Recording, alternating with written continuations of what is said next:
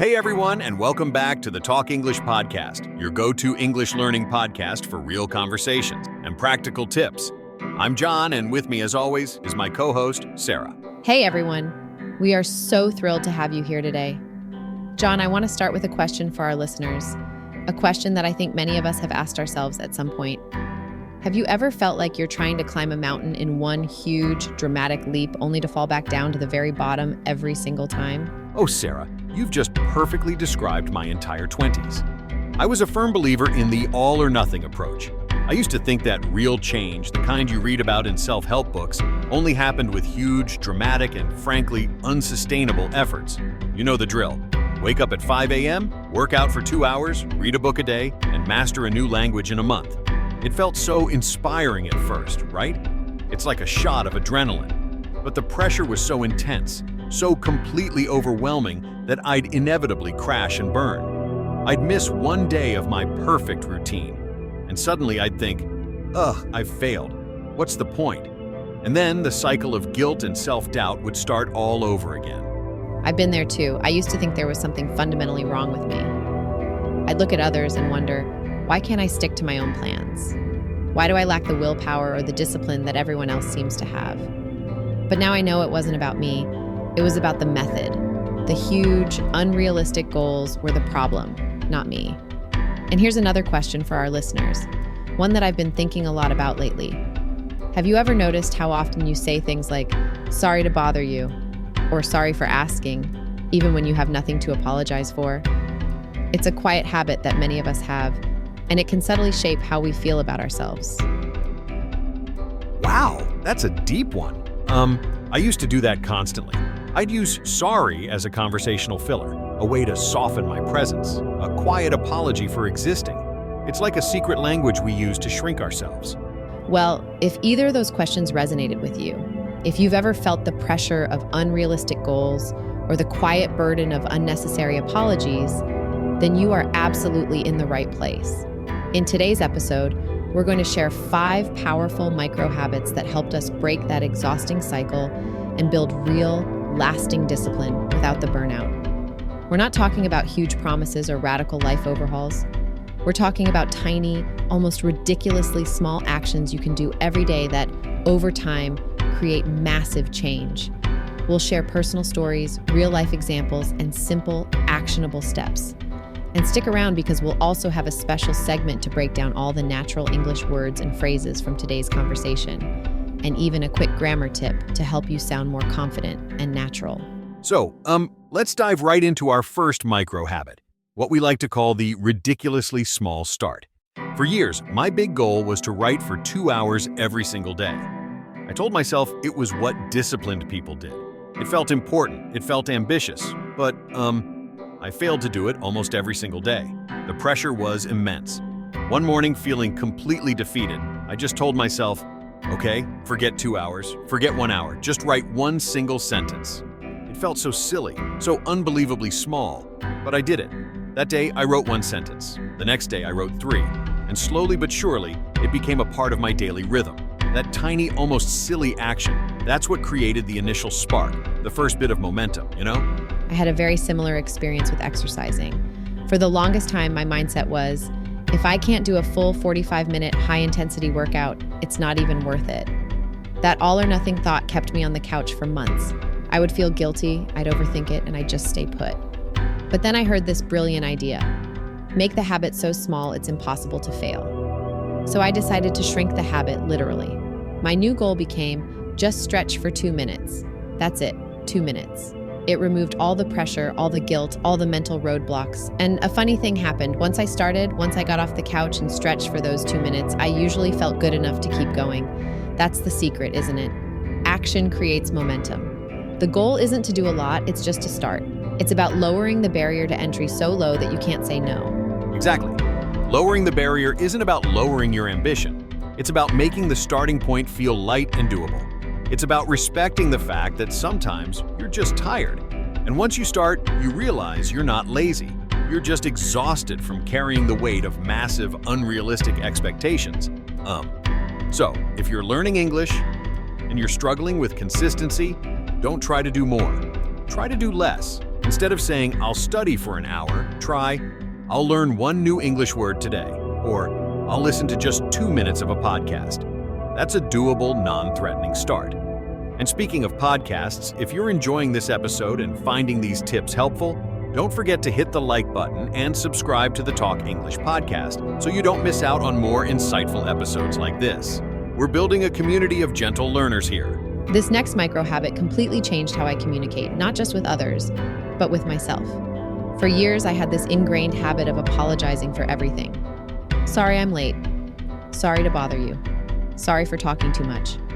It felt like a way to be polite, a way to make myself seem less imposing. But what I was really doing was shrinking myself. I was sending myself and everyone else the subconscious message that my time, my thoughts, my very presence was an inconvenience, something to be apologized for. That's so true, Sarah. I used to do that constantly. I'd write work emails and start them with, sorry to bother you, or, sorry for the late reply, even if it was only an hour late. Over time, that language made me feel smaller, like, I was constantly on the defensive. It felt like I had to apologize for simply existing in the world. But then, a mentor told me something that completely shifted my perspective. They said, don't say sorry, say thank you. Oh, I love that. It's such a simple but powerful reframe. It truly is. So instead of sorry I'm late, I started saying thank you for waiting. Instead of sorry for talking too much, I'd say thank you for listening. It's a tiny, almost unnoticeable change to the other person, but the internal shift is massive. It shifts the energy from guilt and inadequacy to gratitude and self-respect. It doesn't just sound better, it feels better. And honestly, it helps your English sound more confident and natural too. These kinds of real, authentic phrases are what make communication feel human, not like you're reading from a textbook. This next micro habit, it really builds directly on the last one. Once I started to stop apologizing for taking up space, I began to feel, more present. I started to notice what was already good around me. I remember this one evening I was walking home, headphones in, just completely tired and drained from the day. The sunlight was hitting just right, creating that soft golden glow that feels warm even on a cool day. And without thinking, I just stopped. And this thought floated up, so quietly and clearly. If this isn't life, I don't know what is. Ever since then, it's become a quiet habit. When my coffee tastes just right, or when I hear birds singing while waiting at a traffic light, or when the world is chaotic, but for a few seconds I feel okay, I pause and say that line in my head. Wow, that's so beautiful, John. I mean, we live in a world that makes us think meaning and happiness only exist in big achievements. The promotion, the huge trip, the monumental goal. But it's the little things that truly stick, isn't it? That 5-second pause, that first deep breath in the morning, that song that hits you right in the chest. This habit of pausing really helps you feel grounded in your life, right here, right now. It teaches you that maybe life doesn't always need fixing.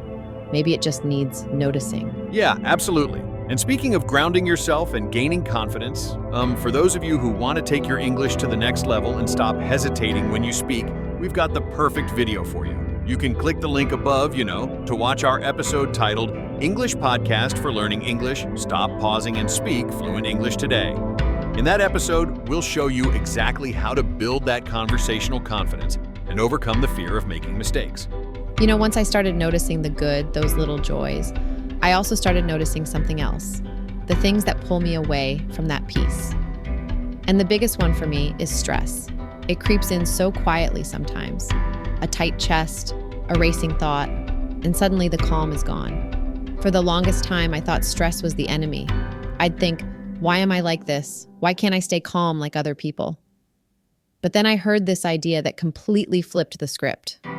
It's not stress itself that hurts us, it's how we think about it. Exactly. I remember hearing about a study where students were told that their nervous energy and fast heartbeat weren't signs of fear. They were just their bodies getting ready to perform. And when they believed that, their performance actually improved. It's wild, right?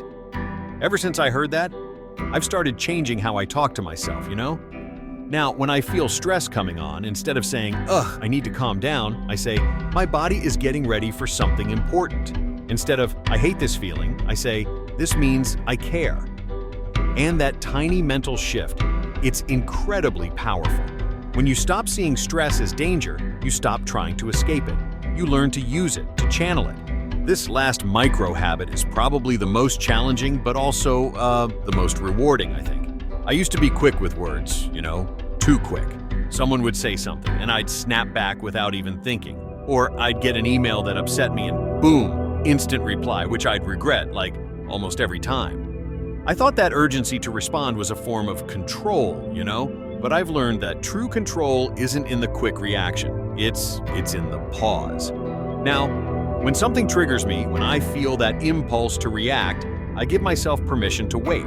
I might say, let me get back to you, or I'll just take a deep breath and sit with the feeling for a moment. It's pretty powerful.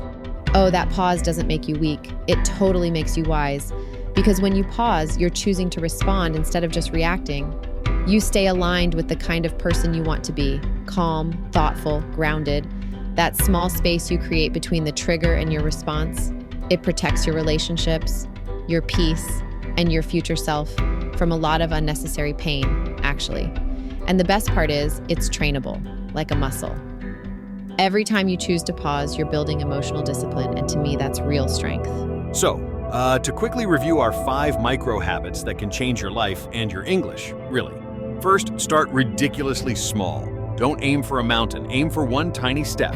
Second, replace sorry with thank you. Shift your energy from guilt to gratitude. Third, notice the small joys. Find grounding in the everyday moments. Fourth, reframe stress as excitement. Change your mindset to change your performance. And finally, build a gap between trigger and response. Pause before you react. And now, it's time for one of our favorite parts of the show.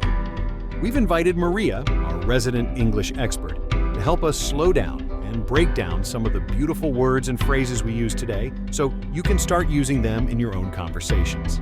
Thanks, John and Sarah.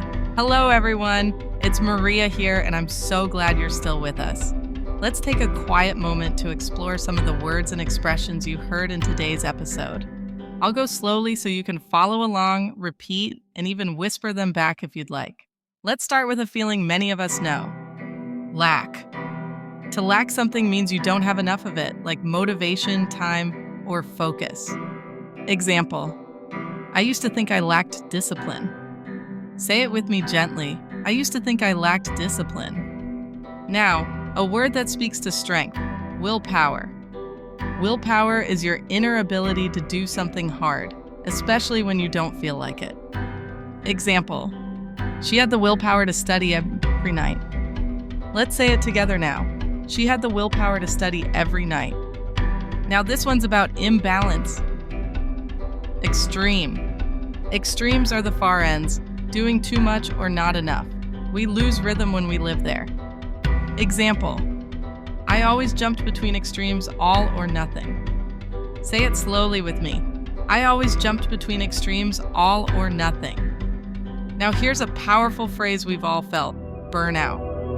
To burn out means to be so exhausted mentally or emotionally that you feel completely empty. Example. If you never rest, you'll burn out. Whisper it with me. If you never rest, you'll burn out.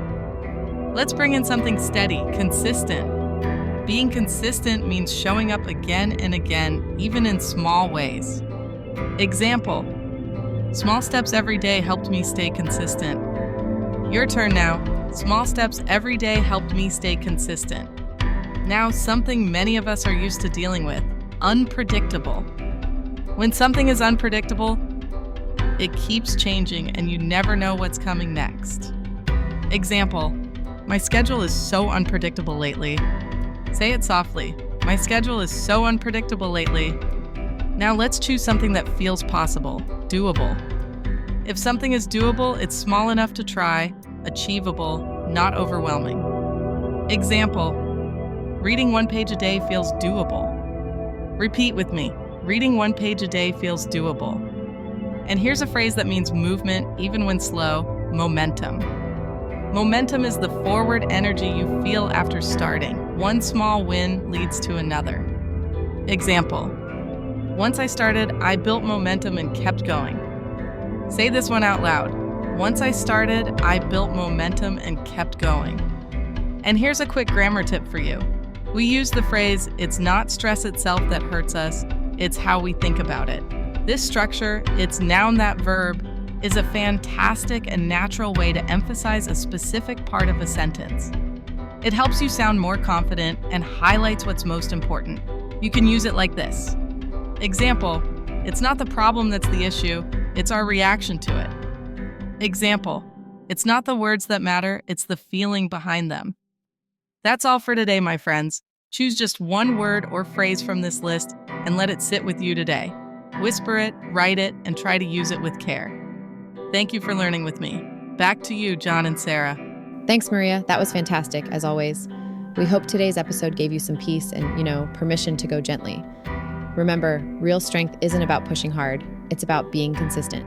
And if this episode resonated with you, please share it with a friend who might need to hear this message. And again, don't forget to like and subscribe to our channel for more valuable content. Your engagement, it really helps us reach more people who are on the same learning journey. Your progress doesn't end here. To continue advancing your English skills and learn how to speak faster and think more clearly, click the link on the screen or in the description to watch our next video, English Podcast for Learning English Vertical Bar. Speak fast and think clearly in English. We've designed these episodes to be a complete learning experience.